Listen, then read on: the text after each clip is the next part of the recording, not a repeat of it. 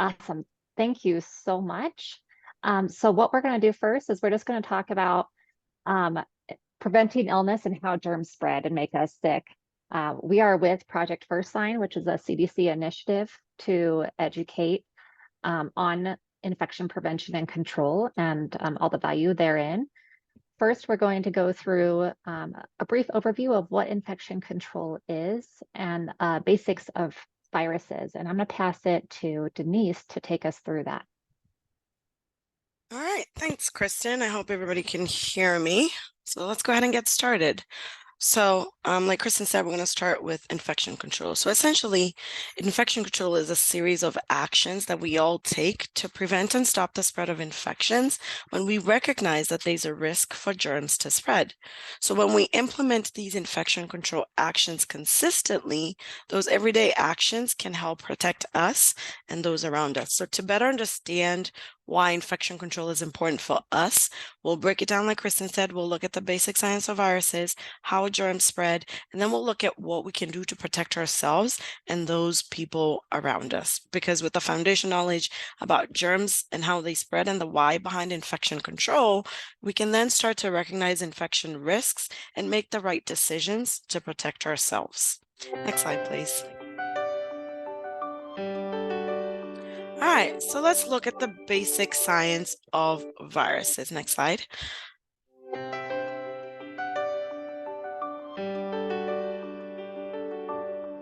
So our training today is going to be focused on COVID-19. So before we start, here's a quick review of the naming system.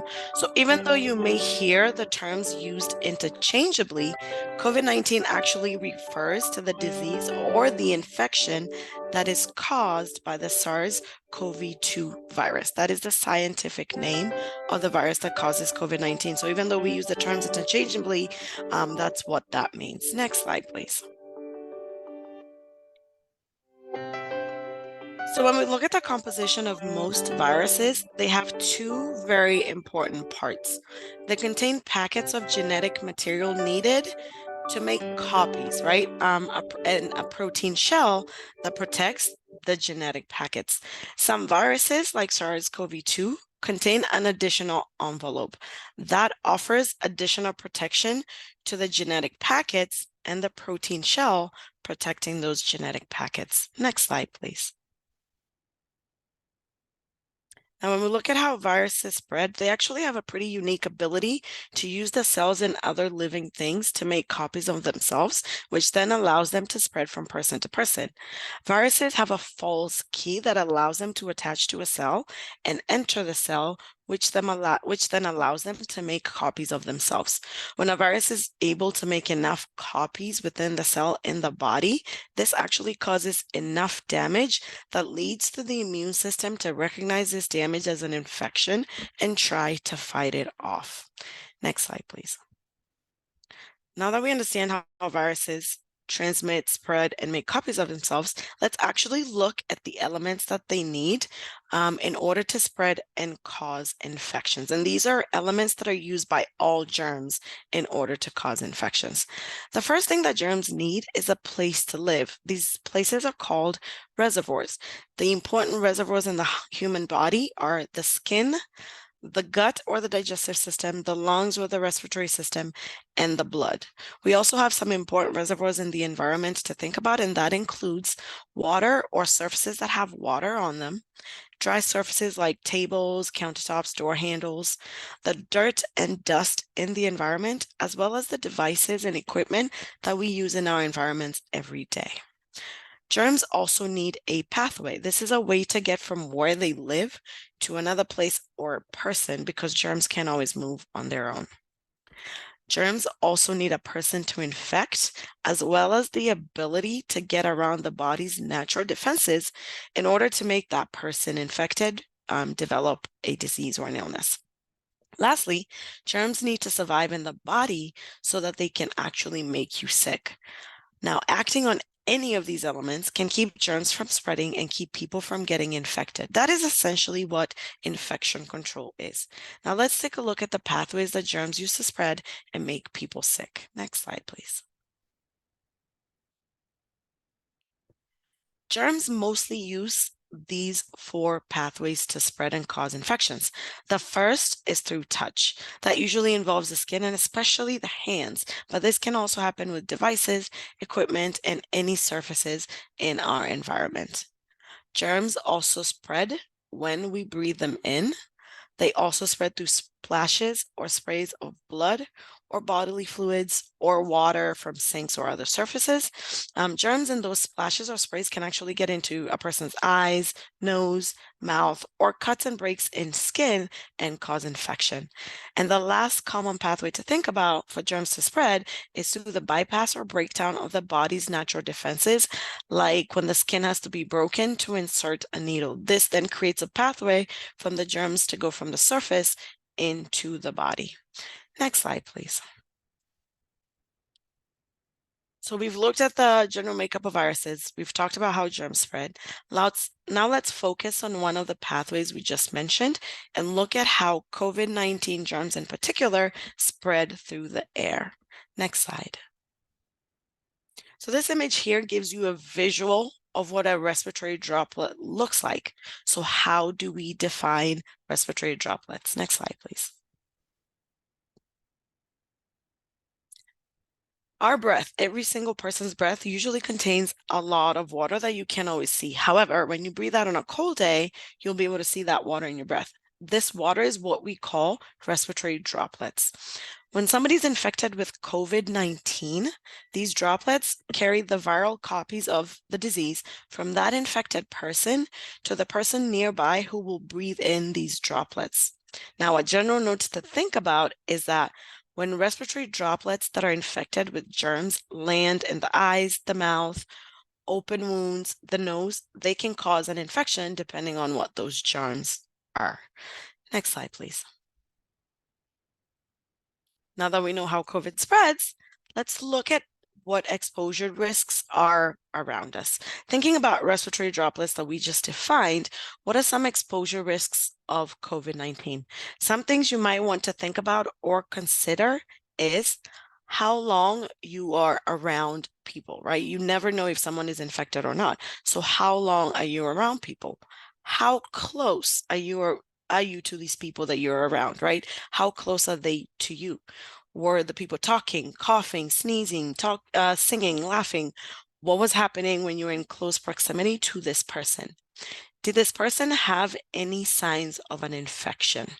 If this person was potentially infected, were you or them wearing protection like a mask or a respirator? And lastly, was the space that you were in well ventilated, right? So once you start to understand some of the things that put you at risk to get an infection, then you can start to identify the areas that you can implement infection control actions and protect yourself and those people around you. Next slide, please. So a little while ago, we just mentioned that it's important to implement infection control actions consistently in order to stop the spread of germs. So by understanding the elements that germs needs to spread, such as where they live, how they travel to a person, we can start to recognize the risks all around us for germs to spread and cause infection, and that allows us to do something about it. Next slide, please. So, what are some of the things that we can do to prevent the spread of germs? Our first level of infection control actions is called standard precautions. So let's go ahead and take a look at what those are. Next slide, please.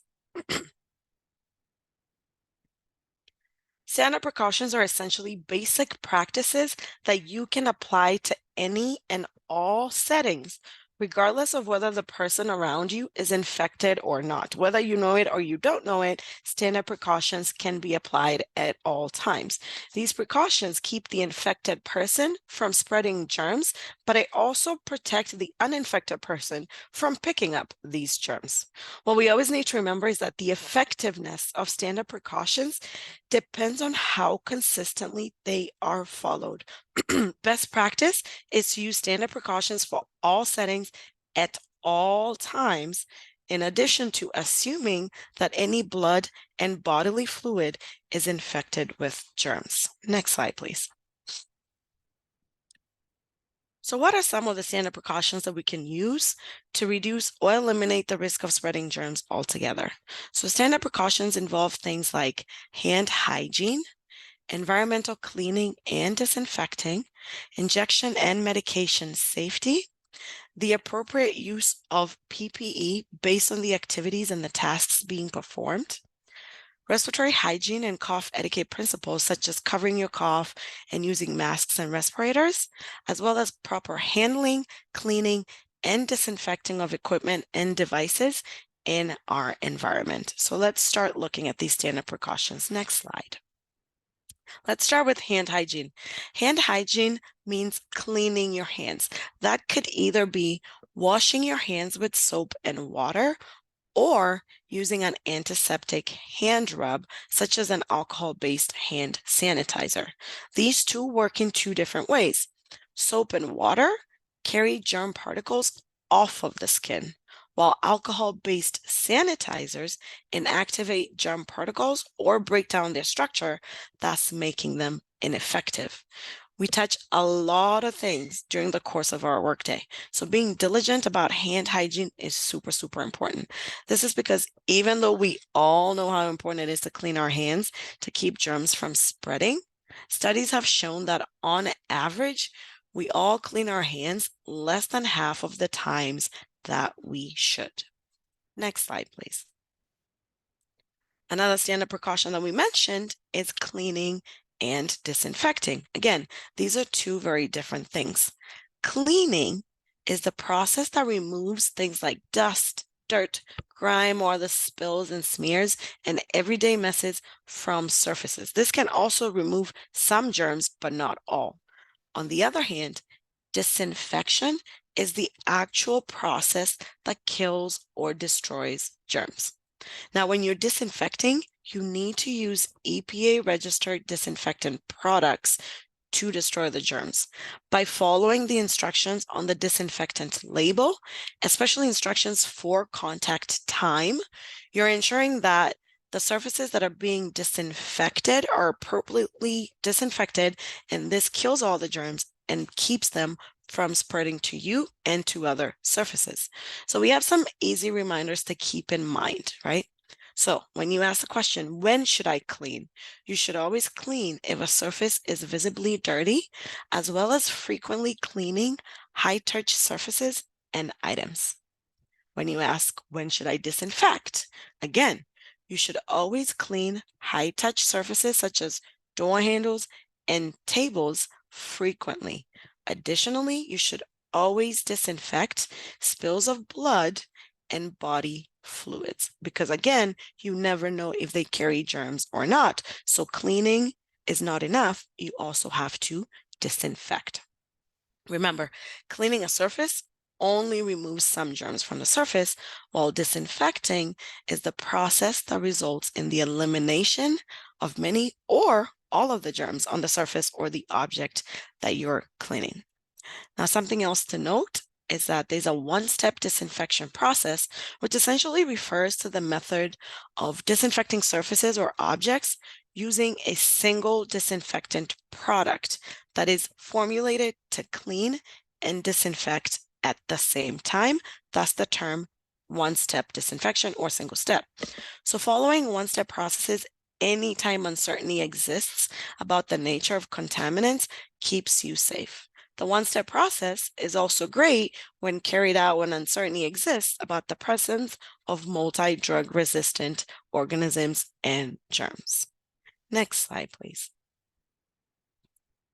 Now, it is important to remember that anytime you're cleaning and disinfecting, follow a workflow. This ensures that you are cleaning efficiently and effectively to remove germs from the surfaces you're cleaning in a safe manner. You can achieve this by moving from clean to dirty areas when you're cleaning to avoid the spread of dirt and germs to other surfaces. You can then proceed from high to low or top to bottom. This makes sure that dirt and germs do not drip or fall from elevated surfaces to surfaces that you've already cleaned below, which nullifies your work, right? So lastly, Make sure that you always clean in a systematic manner. This simply means either cleaning from left to right or right to left, but maintaining the same direction the entire time that you're cleaning. Following these workflow principles provides a methodical approach to cleaning and disinfecting, which then helps us reduce the risk of cross-contamination and the risk of spreading germs to other surfaces and people. Next slide, please. So let's look at important things to remember when using disinfectants. So before you use a disinfectant to clean and disinfect, it is important to make sure that you are using products that are registered with the EPA. Having the EPA registration indicates that the disinfectant actually complies with the regulations and standards that have been set forth for your safety and for the product's effectiveness. This oversight helps maintain consistency in product quality, and it also helps ensure that disinfectants are meeting specific requirements related to their use, their labeling, their safety, and even their storage. The EPA registration also provides efficacy and safety assurance, right? You want to make sure that whatever you're using is appropriate for what you're trying to do, and it's also safe for you to use. This means that the EPA has reviewed and evaluated the product's effectiveness and safety details for you to use. This process ensures that the product is able to kill the germs that it claims to on the label, and that it does so without posing a risk to you, to the people around you, and to the environment that you are in. Lastly, the EPA ensures that the product has a clear and accurate information listed on its label. This could include instructions for proper use, instruction for application, instructions for safety and maintenance. This is super important because it helps people understand how to use the products effectively, but also safely. Now let's actually take a closer look at some of the important components of the disinfectant label that you would be looking for. Next slide, please. So here are some 5 things that you should look for on a disinfectant label before you choose a disinfectant for use in your environment. The first, as we just mentioned, is making sure that you can recognize or you can find the EPA registration number. Next, you want to make sure that the product can be used on the surface that you intend to disinfect.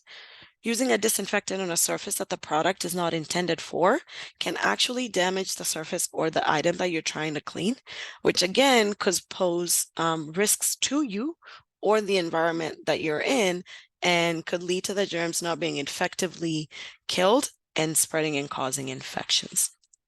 Additionally, some products might require dilution before they are used.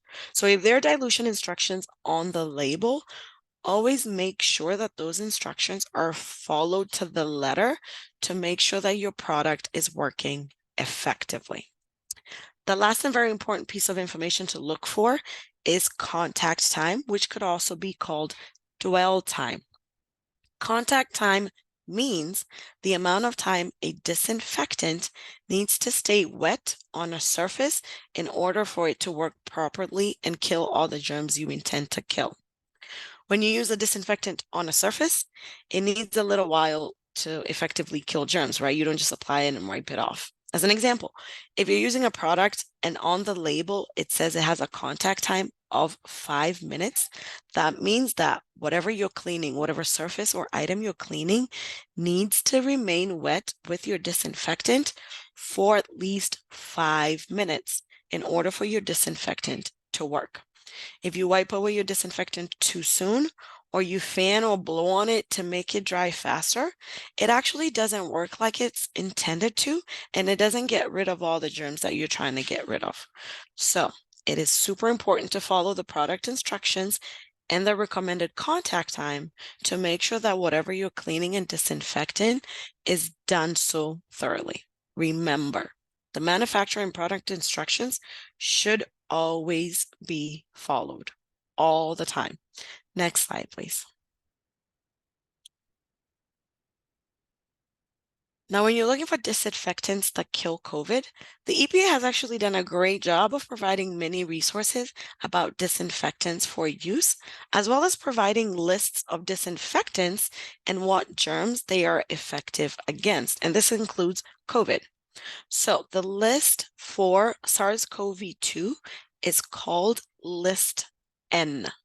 So remember, you have resources or references when you are looking for the appropriate disinfectants that you need for your setting and your environment. Go to the EPA website, pull up in the search whatever germs you're trying to kill or whatever surfaces you're trying to clean, and you will get a list of references for you to choose from. Next slide, please. So with all that talk of cleaning and disinfecting, let's just review some important do's and don'ts. So do follow a methodical workflow. This helps you avoid missing areas and it helps you prevent the spread of germs to other surfaces. Do follow the listed contact time to ensure proper disinfection to keep the germs from spreading. Also, do follow the two-step process when cleaning spills of blood and bodily fluids. That means clean first and then disinfect after you have cleaned your surface. Don't rush the process. Always wait until the contact time has been achieved before you use or wipe off your objects or your surfaces, because this ensures that your disinfectant is effective. Don't wipe the surface to dry it faster. Don't blow on the surface to dry it faster. Next slide, please. Our next standard precaution is injection and medication safety.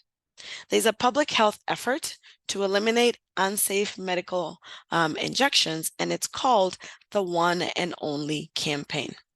This campaign provides one simple rule to remember, which is one needle, one syringe, only one time. That means one needle, one syringe, only one time for one person for one task.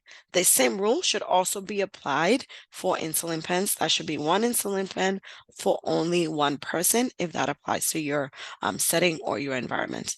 Now, a few additional things to remember when you're looking back at this campaign is that anytime you are preparing and administering medications, you always follow proper infection control practices and you maintain aseptic technique. You also never administer injectable medications from the same syringe to multiple people, because again, you're bypassing the body's natural defenses.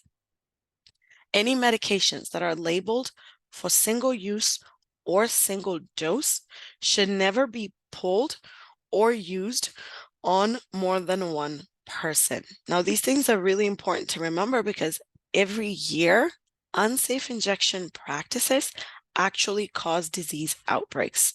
Statistics show that since 2001, the discovery of unsafe injection practices has actually led to over 200,000 people to seek testing for bloodborne pathogens. So that's essentially germs that are carried into the blood and travel into the body and can cause infection.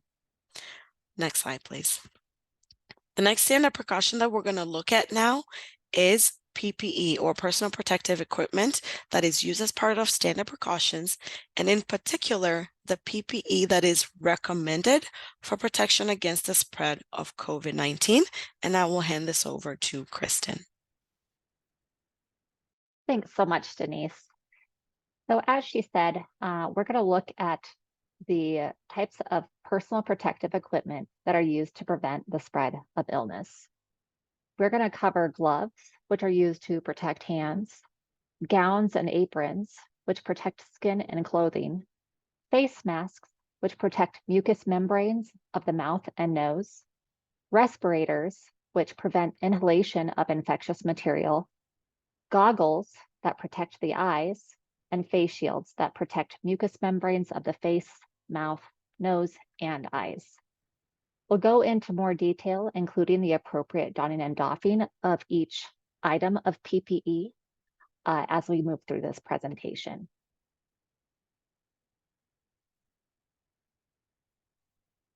With regards to COVID-19, it is recommended that we use eye protection, gloves and gowns, and respiratory protection.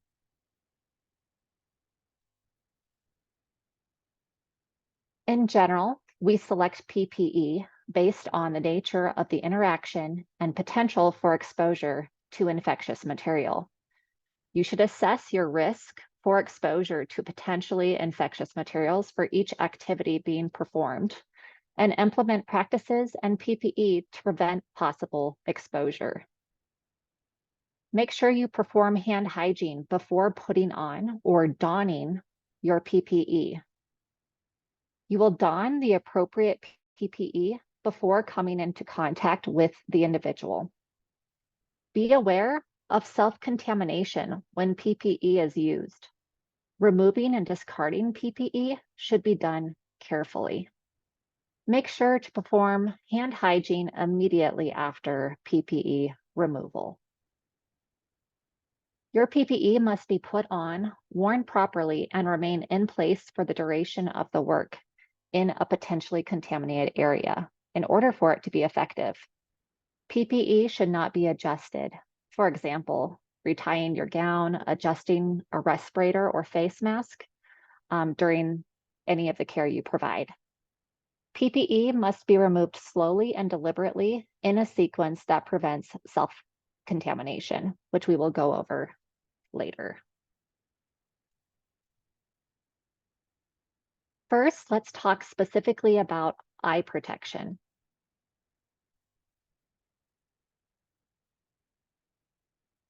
We wear face protection and eye protection when anticipating potential splashes or sprays of blood or body substances. As a reminder, face masks protect our nose and mouth. And we mention face masks here, even though we're talking about eye protection, because if you're worried about droplets that might splash into your eyes, you're likely to be worried about breathing in those droplets as well. So we never really see eye protection worn without also wearing masks. Goggles protect our eyes. And again, face shields protect our face, our nose, mouth, and eyes. Just a note here that personal eyeglasses and contact lenses are not considered adequate eye protection. We'll go into a couple do's and don'ts related to eyewear. Do use appropriate eyewear for the task. Make sure you are wearing the appropriate eyewear for the activity you're doing. The Occupational Safety and Health Administration, or OSHA, develops standards for workplace eyewear for various situations. For example, some situations may call for safety goggles and a face shield. If you're unsure of which type of protective eyewear to use, make sure to speak with your supervisor or check directly with OSHA. Don't compromise on safety. We all sometimes rush through a task to get it completed. Skipping protective eyewear can lead to an injury or an infection. So don't compromise on eye safety, even if you think nothing will go wrong. Do make sure protective eyewear fits. Protective eyewear should fit snugly around your eyes. It should also cover the entire eye area. Make sure to also take care of your eye protection and clean reusable eye protection frequently with appropriate cleaning products and to follow the product directions. Make sure to replace your eye protection when it's damaged or if it's difficult to see through.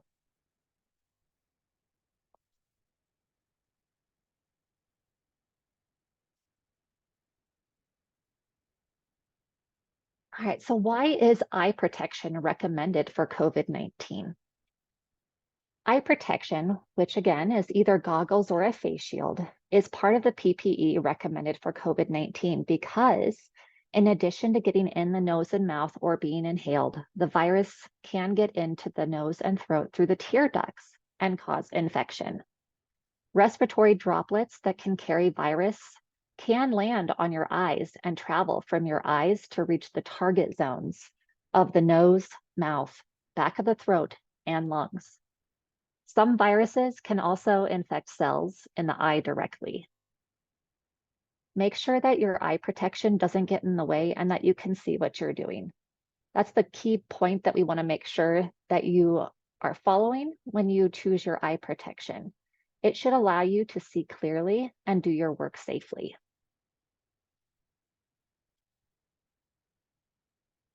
Now to go over how to properly don and doff goggles and face shields. To don goggles and face shields, place them over your eyes and adjust to fit. For doffing goggles and a face shield, remove from the back by lifting the headband over the earpiece. Place in a designated area for reprocessing or disposal. If it is eyeglasses, or rather goggles that you will be disinfecting yourself, make sure that you disinfect once you take them off.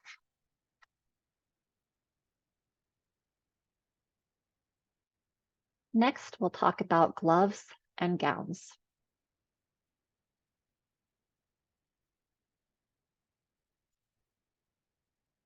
Some important points about gowns.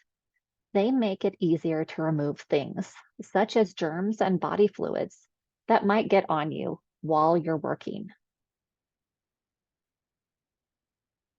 When you remove and dispose of your gown properly, you keep the germs from spreading.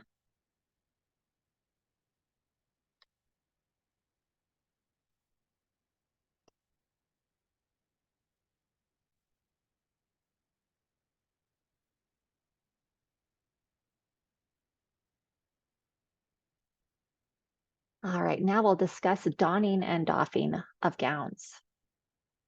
When you're putting on your gown, make sure to perform hand hygiene before putting on your gown and other PPE. Gowns should cover the torso, the legs to the knees, the arms to the end of the wrist, and wrap around the back. Slide the gown on with the opening at the back, fasten around the back of the neck and the waist. When you're removing your gown, make sure to remove the gown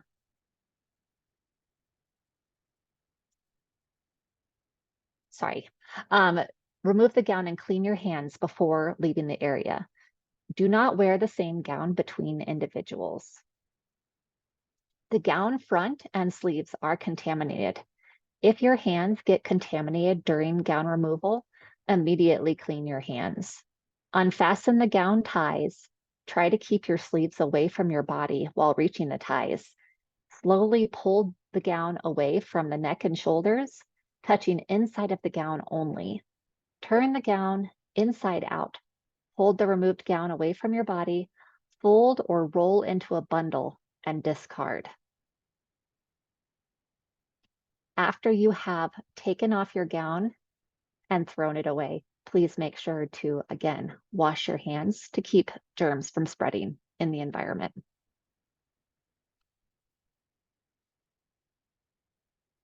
Gowns must be worn properly to be effective. While you should remove your gown when it's dirty and before moving on to the next task, it's also important to keep in mind that you must have your gown fit properly, and it needs to cover all of you, right? So when you're removing your gown, try not to touch other surfaces with your gown. You could pick up germs, spread them without meaning to. And if your gown is too big, it can get in your way and trip you up, or the edges or sleeves could drag across surfaces and pick up germs. If it's too small, it won't cover you enough, and you might not be able to move as easily. It is not recommended to wear more than one gown at a time. You're not any more protected from germs, and the extra layers can get in your way. Even if you change the top layer when it gets dirty, you could contaminate the bottom layer in the process and spread germs.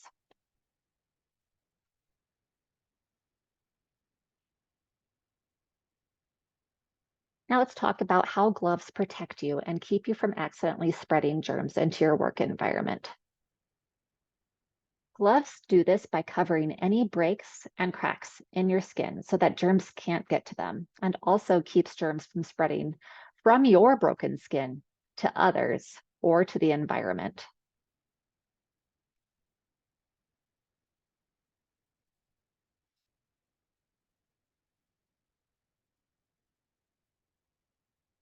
When donning your gloves, select the correct type of glove and size according to hand size. Perform hand hygiene before putting on your PPE. Extend to cover your wrist over a gown if worn.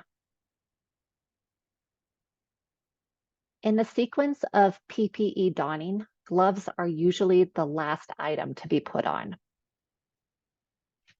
When you doff gloves, they are usually the first item to be removed. The outside of gloves are contaminated. If your hands get contaminated during glove removal, immediately clean your hands to prevent cross-contamination. There are a variety of ways to safely remove gloves. One option is with the gloved hand, grasp the palm area of the other gloved hand and peel off, as seen in this image at the bottom of the screen. Hold removed glove in gloved hand. Slide fingers of ungloved hand under remaining glove at wrist. Peel off and discard into appropriate waste container. Always clean your hands immediately after PPE removal. Wearing gloves does not replace hand hygiene, as we often get contaminated during PPE removal, especially when removing gloves.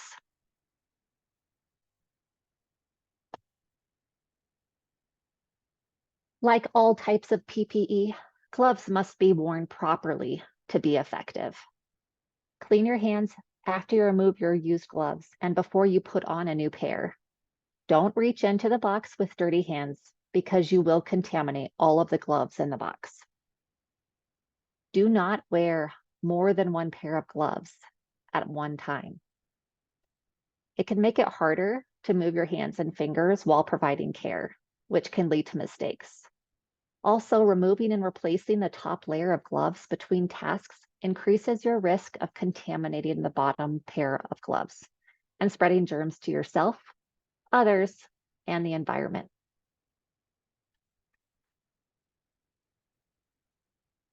Lastly, let's discuss respirators.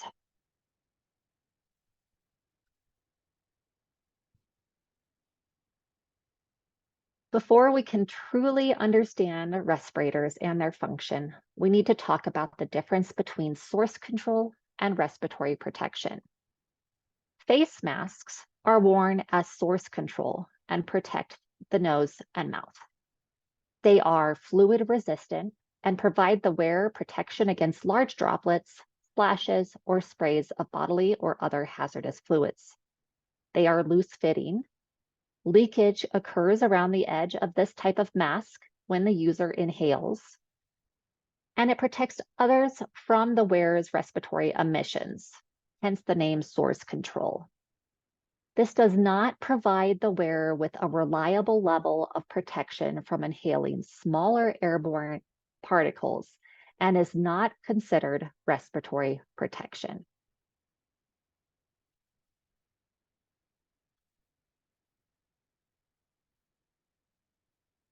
When using a face mask as source control, we need to keep in mind when you are wearing, when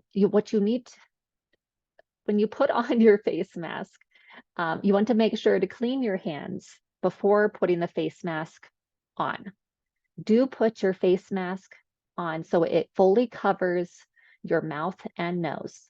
Secure the elastic bands around your ears or secure the ties at the middle of your head and the base of your head. There's a lot of don'ts with face masks. Don't wear your face mask under your nose or mouth. Don't allow a strap to hang down. Don't cross the straps. Don't touch or adjust your face mask. If you must touch your face mask, clean your hands before and after. Don't wear your face mask on your head, around your neck, or around your arm.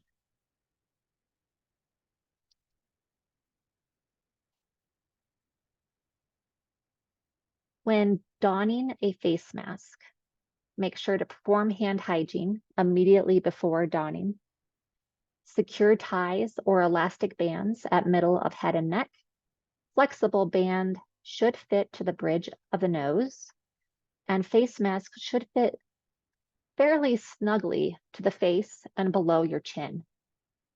Wearing a medical mask safely includes washing your hands before touching the mask, inspecting the mask for tears or holes, finding the top side where the metal piece or stiff edge is, and ensuring the colored side faces outwards. Make sure to place the metal piece or stiff edge over your nose, covers your mouth, nose, and chin, and then make sure to adjust the mask to your face without leaving gaps on the sides. Again, make sure to avoid touching the mask while it's in use. When doffing a face mask, the front of the face mask is contaminated. Don't touch that area. You want to grasp the bottom ties or elastics of the face mask, then the ones on the top, and remove without touching the front. Keep the mask away from you and surfaces while removing it. Discard in an appropriate waste container, and then immediately perform hand hygiene.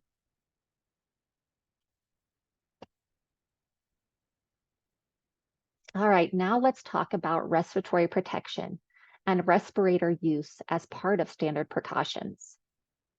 Filtering face piece respirators, FFR, or frequently referred to as N95s, prevent inhalation of infectious material. An N95 is a term used for certain filtering face piece respirators tested and approved for use in healthcare by the National Institute for Occupational Safety and Health, otherwise known as NIOSH. These are tight-fitting. Fit testing is required, and the user must perform a user seal check each and every time the respirator is donned. N95s are designed to filter out certain sizes of very small particles in the air, including droplets, before the air reaches your nose, mouth, and lungs. Most N95s are also good at blocking your respiratory droplets from spreading to others, including any germs that you are breathing out.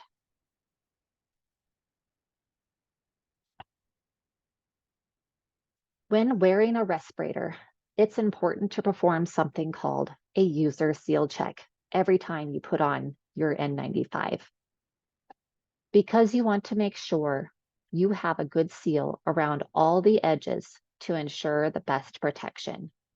Make sure to follow the instructions on how to do a user seal check that came from the manufacturer of your specific type of N95 available at your facility. Most of the time, the best way to check the seal is with a positive pressure check.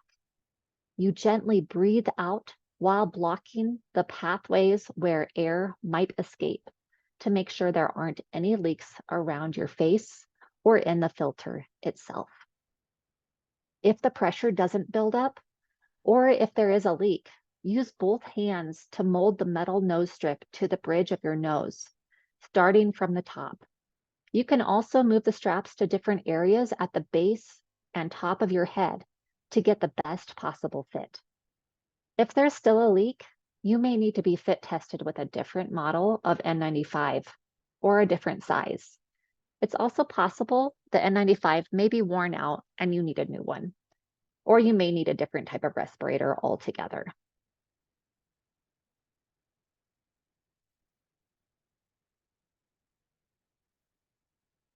And looking at safe PPE removal, the key is to limit any opportunities for environment and self-contamination.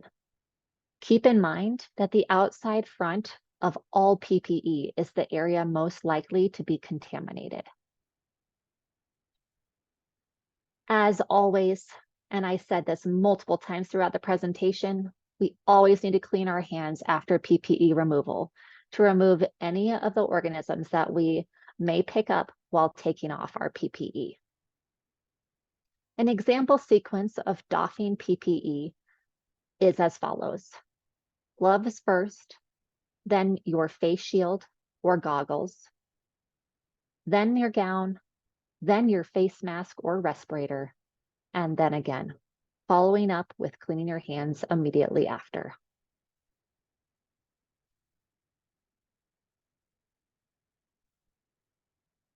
The last section of standard precautions that we will discuss today is respiratory hygiene and cough etiquette. Respiratory hygiene is, as Deniece mentioned, making sure that your respiratory excretions are being kept away from others, especially if you're feeling ill. So respiratory viruses, as you have learned, can be in the nose, mouth, airway, and lungs. Talking, sneezing, coughing, singing can spread these germs into the air. The masks block the germs from reaching any other target areas. When not wearing a mask, cover your mouth and nose when coughing or sneezing with a tissue. If you don't have a tissue, use your elbow, not your hands, because hands can contain germs and they also spread germs very quickly and easily. Dispose of the tissue or clean your hands with hand sanitizer after coughing or sneezing. Make sure that you either use hand sanitizer or soap and water, even if using a tissue, because germs can get through the tissue.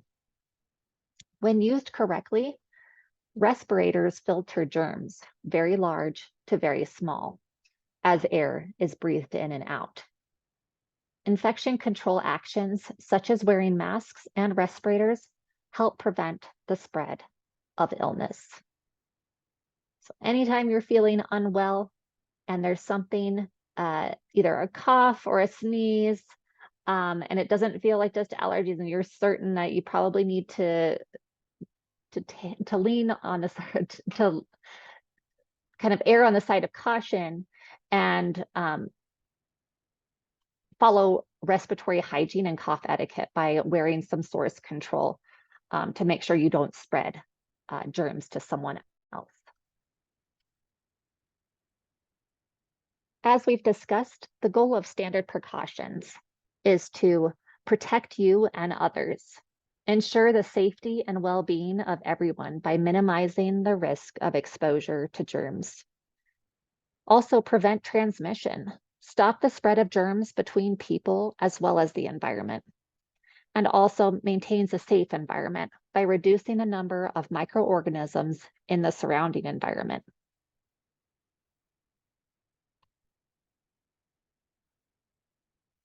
We thank you so much for joining us today to learn about how germs spread and the actions that you can take to prevent the spread of those germs, and how to properly don and doff your PPE.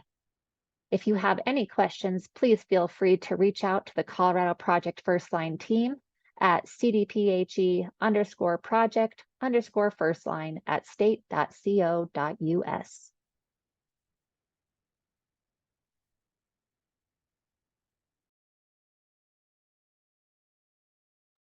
Wonderful. Thank you so much, everyone, for coming. And also, just a reminder, the evaluation form is within the chat. So if you don't mind clicking on that and submitting that, that would be great.